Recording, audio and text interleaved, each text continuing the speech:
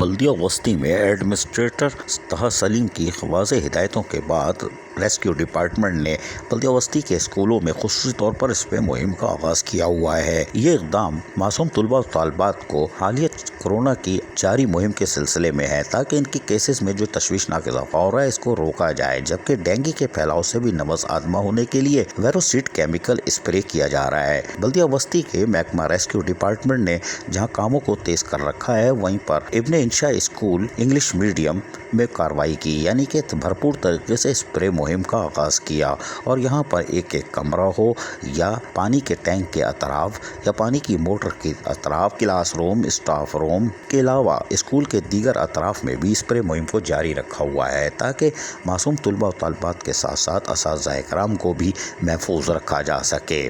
Rescue department بلدیہ وسطی کا بارش ہو یا سخت گرم موسم ہو اس میں بھی شاہراہوں پر موجود ہوتا ہے۔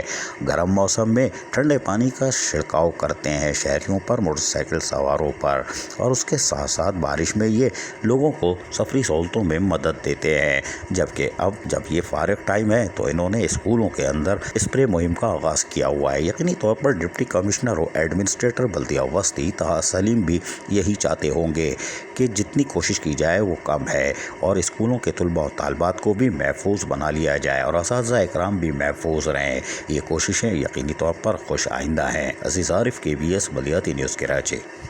ایسی ہی خوبصورت ویڈیوز فیوچر میں حاصل کرنے کے لیے ریڈ بٹن پر کلک کر کے اور بیل آئیکن کو پریس کر کے ہم سب کے سبسکرائبر بننا مت بھولیے۔